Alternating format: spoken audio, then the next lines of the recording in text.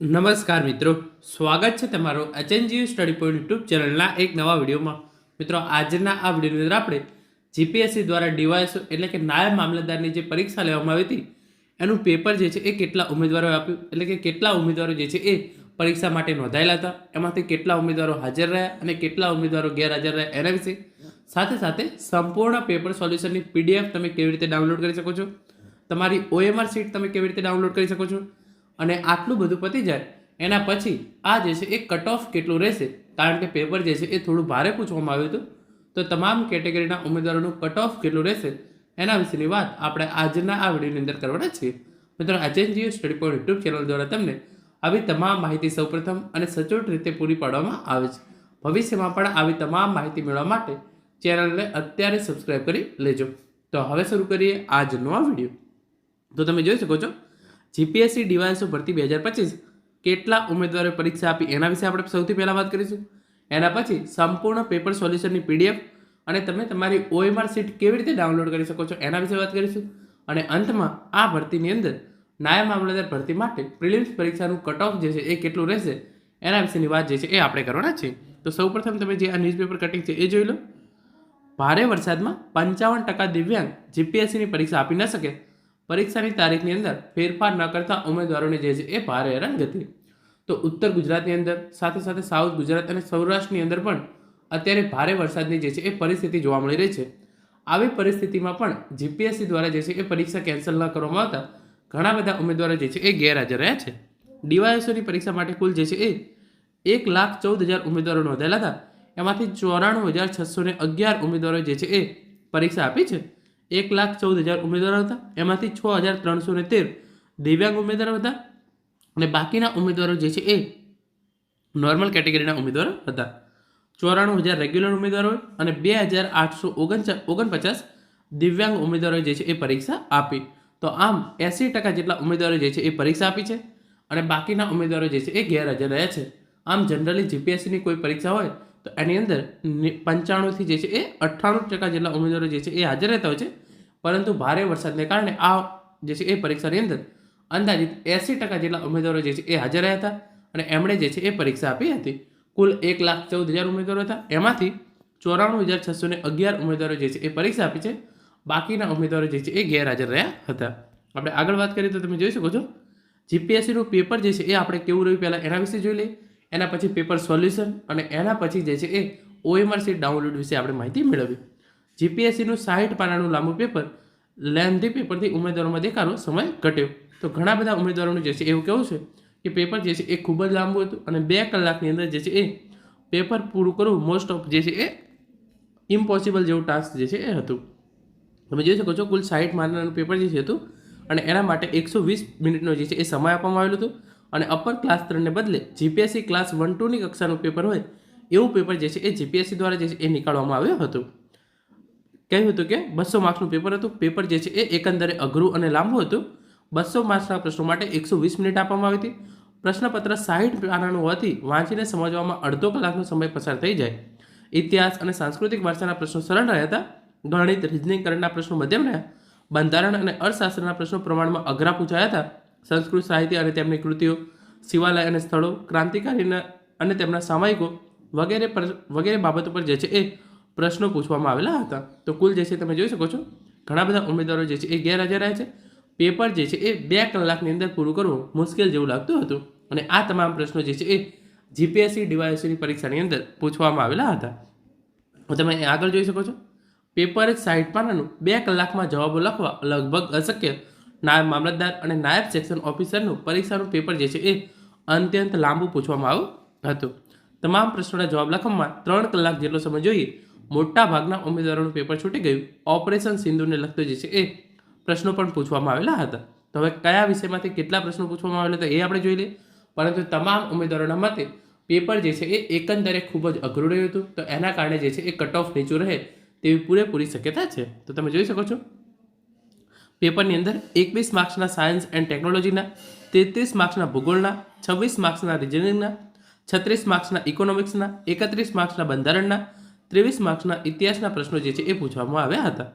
આ પેપરની અંદર ઓપરેશન સિંધુને લગતા પણ પ્રશ્નો જે છે એ પૂછાયા હતા અને તમામ પ્રશ્નો જે છે એ વિધાનવાળા પ્રશ્નો હતા. તો એના કારણે જે છે એ 2 કલાકની અંદર આ પેપર પૂરું કરવું લગભગ ઇમ્પોસિબલ જેવું હતું. આગળ આપણે વાત કરીએ તો સંપૂર્ણ પેપર સોલ્યુશનની પીડીએફ જે છે એ મેં ટેલિગ્રામ ચેનલની અંદર મૂકી દીધી છે. તો તમારે જે છે એ સિમ્પલી ટેલિગ્રામ ચેનલની લિંક નીચે ડિસ્ક્રિપ્શન બોક્સની અંદર અને કોમેન્ટ બોક્સની અંદર પિન કરવામાં આવેલી છે. તો તમે ત્યાં જશો તો તમને DYSO પ્રિલિમ્સ પરીક્ષાનું આખું પેપર સોલ્યુશન કરેલું છે એની પીડીએફ મળી જશે. તો તમારે સિમ્પલી જે છે એ ટેલિગ્રામ ચેનલ જોઈન કરી લેવાની છે. જો નીચે ડિસ્ક્રિપ્શનની અંદર જે લિંક આપેલી છે એનાથી ટેલિગ્રામ ચેનલ ના ખુલે તો તમારે જે છે એ ટેલિગ્રામમાં જઈ HNGU સ્ટડી પોઈન્ટ જે છે એવું લખી અને સર્ચ કરી દેવાનું છે. જો તમે આવું લખીને સર્ચ કરશો તો તમને જે છે એ આખી DYSO પ્રિલિમ્સ પેપરનું સોલ્યુશનની પીડીએફ જે છે એ મળી જશે. અને તમારી OMR શીટ તમે કઈ રીતે ડાઉનલોડ કરવી તો એની પણ લિંક જે છે એ ટેલિગ્રામ ચેનલની અંદર જ મૂકી દેવામાં આવી છે. જેવું તમે ટેલિગ્રામ ચેનલ ઓપન કરશો તમને ત્યાં આ જે છે એ લિંક મળી જશે અને તમે ત્યાં જઈ અને તમારી તમામ વિગતો નાખી અને તમારી OMR શીટ જે છે એ ડાઉનલોડ કરી રાખી શકો છો. OMR શીટ તમામ ઉમેદવારો જરૂરથી ડાઉનલોડ કરી લેજો. તો એનાથી જ્યારે આપણને પ્રોવિઝનલ આન્સર કે આવે ફાઇનલ આન્સર કે આવે ત્યારે આપણને ખબર પડે કે આપણે જે છે એ પ્રમાણે કેટલા માર્ક્સ થાય છે. તો તમામ ઉમેદવારો સંપૂર્ણ પેપર સોલ્યુશનની પીડીએફ ટેલિગ્રામ ચેનલની અંદર મૂકી દેવામાં આવી છે. સાથે OMR શીટ કેવી રીતે ડાઉનલોડ કરવી તો એના માટે ડાયરેક્ટ OMR શીટ ડાઉનલોડ કરવાની લિંક છે એ પણ ટેલિગ્રામ ચેનલની અંદર જ મૂકી દેવામાં આવે છે. તમારે સિમ્પલી ત્યાં જવાનું છે, લિંક ઉપર ક્લિક કરવાનું છે, તમારું જે છે એ બેઠક નંબર, ડેટ ઓફ બર્થ એવી 2-3 વિગતો નાખી અને સબમિટ પર ક્લિક કરશો તો તમારી OMR શીટ જે છે એ તમારા સામે આવી જશે. હવે આપણે આગળ વાત કરીએ કે કટ ઓફ જે છે એ કેટલું રહેશે. તો એના માટે તમે જે છે અહીંયા જોઈ શકો છો નાયબ સેક્શન અધિકારી, નાયબ મામલતદાર અધિકારીની પરીક્ષામાં 80.33% હાજરી. તો 20%થી પણ 20% જેટલા ઉમેદવારો જે છે એ ગેરહાજર રહ્યા હતા. સરેરાશ 80% જેટલી જે છે એ હાજરી રહી હતી. GPSC ક્લાસ 3નું પેપર અઘરું, આ વખતે કટ ઓફ માર્ક્સ ઓછા રહેવાની શક્યતા. તો કટ ઓફ જે છે એ ઘણું બધું ઓછું રહેશે કારણ કે મોસ્ટ ઓફ અહીંયા મને લાગે છે ત્યાં સુધી કોઈ પણ ઉમેદવાર એવો નહીં હોય કે જેના જે છે એ 200 માર્ક્સ જે છે એ 200 માર્ક્સનું પેપર અટેન્ડ થઈ શક્યો હશે. જે સારામાં સારા ઉમેદવારો છે કે જેઓ વર્ષોથી તૈયારી કરી રહ્યા છે એમને પણ જે છે એ 140થી 160 જેટલા પ્રશ્નો જે છે એ અટેન્ડ થઈ શકે છે. એકંદરે પેપર જે છે એ લેન્ધી અને સમય માગી લેવું હતું.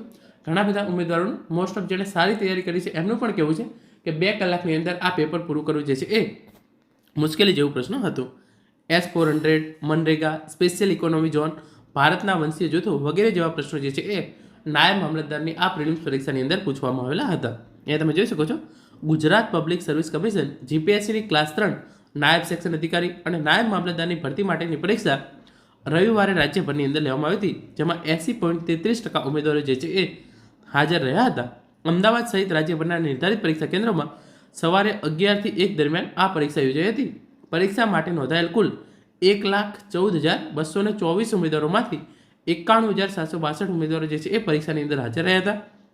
અને પરીક્ષાનો પ્રારંભ થાય તે પહેલાં 1 કલાક અગાઉથી જ ઉમેદવારોને પરીક્ષા કેન્દ્રની અંદર જે છે એ પ્રવેશ આપી દેવામાં આવ્યો હતો. કોચિંગ નિષ્ણાતોના મતે ઓવરઓલ સુપર ક્લાસ 3 લેવલ માટે આ પેપર અઘરું ગણી શકાય તેવું પેપર હતું. પરીક્ષામાં યુએસના રાષ્ટ્રપતિના કાર્યાલય ચૂંટણી અંગેનો પ્રશ્ન વિધાન સ્વરૂપે પૂછાયા હતા. જેમ કે ચૂંટાયેલા રાષ્ટ્રપતિ દર 4 વર્ષે 20 જાન્યુઆરી શપથ લે છે. 2017માં હિલરી ક્લિન્ટન સામે ડોનાલ્ડ ટ્રમ્પનો વિજય થયો છે. આ સિવાય ભારતમાં મુખ્ય રાજ્ય વંશીય જૂથો કયા, સેવા ક્ષેત્રની લાક્ષણિકતા કઈ છે, ઉચ્ચ કૌશલ્ય આવશ્યકતા, ઉચ્ચ સ્વયં સંચાલન વિશે પણ પૂછાયું હતું. મહાત્મા ગાંધી રાષ્ટ્રીય ગ્રામીણ ગેરંટી યોજના, મનરેગાના ઉદ્દેશો તથા સ્પેશિયલ ઇકોનોમી ઝોન સેજના કાયદાના મુખ્ય ઉદ્દેશો વિશે પણ આ પરીક્ષાની અંદર જે છે એ પ્રશ્નો પૂછવામાં આવેલા હતા. તો ઇન શોર્ટ તમે જોઈ શકો છો પેપર એકંદરે લેન્ધી અને સમય માગી લે તેવું હતું.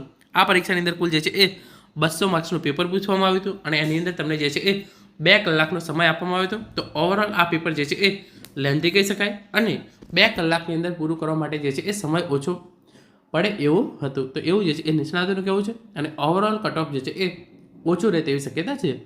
જનરલ કેટેગરીની આપણે વાત કરી લઈએ તો જનરલ કેટેગરીનું કટ ઓફ જે છે એ 100+ જાય તેવી શક્યતા જે છે એ બહુ લાગતી નથી.